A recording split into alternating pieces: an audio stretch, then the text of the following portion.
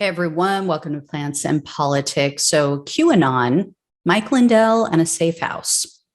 It's time for an episode of Get the Fuck Out. Get the fuck out of here. No, I cannot. It's serious. So a couple of weeks ago, you may have heard, news broke that someone had leaked the passwords to the Mesa County's voting system that's in the state of Colorado. Now, those leaked passwords were published online, which is how they figured it out, how they knew that they had been leaked. They've been published on the conservative news site called the Gateway Pundit. So when journalists reached out to the Gateway Pundit and asked, what the heck happened here? How did you get this stuff? They said that Ron Watkins shared the information with them.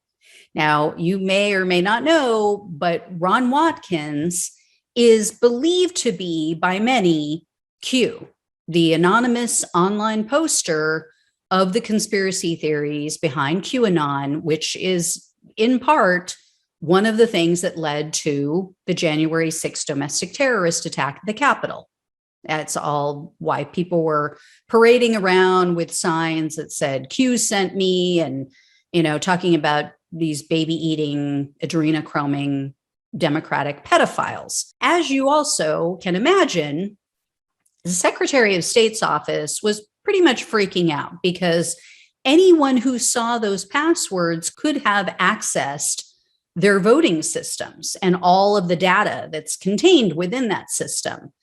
And they're now saying, and I guess they took a vote that is saying that this breach of the voting system and of these passwords will require that they get new machines. So they're going to have to be replaced, just like the ones in Arizona, at Colorado taxpayers' expense.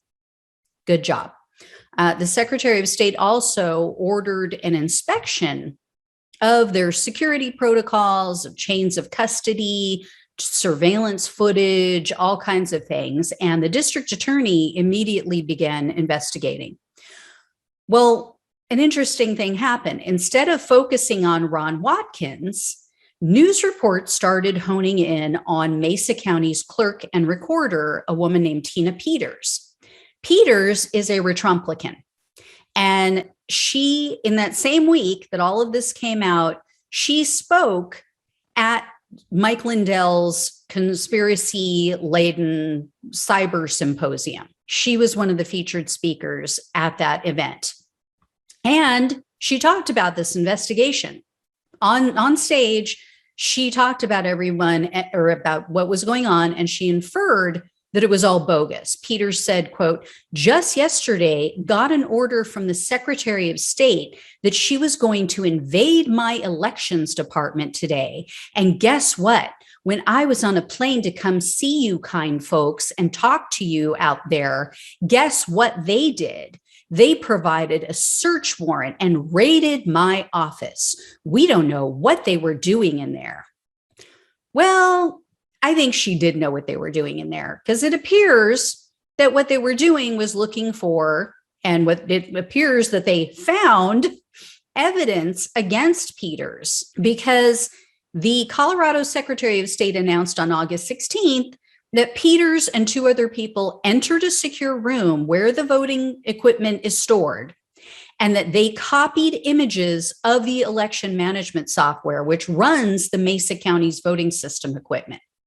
The Secretary of State also alleges that Peters directed her staff to turn off video surveillance of the voting equipment in May of this year, and that it wasn't turned back on until this month, until August. So she's all indignant up on stage, acting like she's the victim. Oh my God. Oh, clutching her pearls. Whatever could they want? I'm so innocent, when she knows what she allegedly did. And she took copies of this stuff. They took hard drive copies of this data with people who were not authorized to be in that room. So the Secretary of State said that Peters, quote, allowed a security breach and by all evidence at this point assisted it. Now, after this news broke, the district attorney's office said, we're going to initiate an actual criminal investigation to determine if Peters and these others committed any federal crimes. Well, now the FBI is involved and they're working with the DA's office. And guess who else is now involved? Won't come as a shock to you.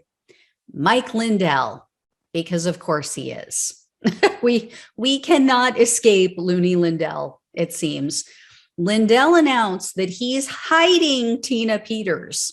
He has her in a safe house because she's concerned for her safety.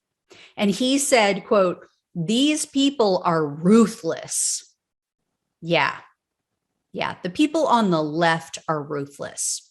I mean, remember when socialists attacked the Capitol with weapons and terrorized all of the people in the building and brutally beat and tasered police officers until they had heart attacks or lost the vision in their eye, or, gave them concussions because Donald Trump won back in 2016?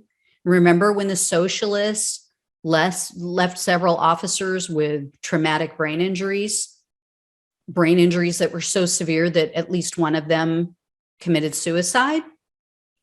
Remember when that happened in 2016? Because people were so upset that Russia helped to influence the election? Yeah, I don't either. I don't remember that happening either. Yeah, but people on the left, they're vicious. They're brutal. Okay. Remember when a socialist went and parked outside of the Capitol and the Supreme Court and claimed to have bombs inside and claimed that there were 4 other people parked in various areas around the DC area with bombs as well, and terrorized people for 5 hours? Said that they were going to blow everything up for 2.5 blocks because Hillary Clinton didn't win. That was horrible. Oh, wait. Yeah, no, that didn't happen either. It did happen just a couple weeks ago, though. Actually, just a week ago with one of Trump's supporters. But Fox still can't figure out what his motive is. So I love the hypocrisy. Anyway, guys, so Miss Peters might be in a lot of trouble. I think it's awesome. Womp womp and thoughts and prayers, Peters. Anyway, I will keep you posted on all of this as well as everything else. Thanks so much for watching and listening. Take care. I'll talk with you soon.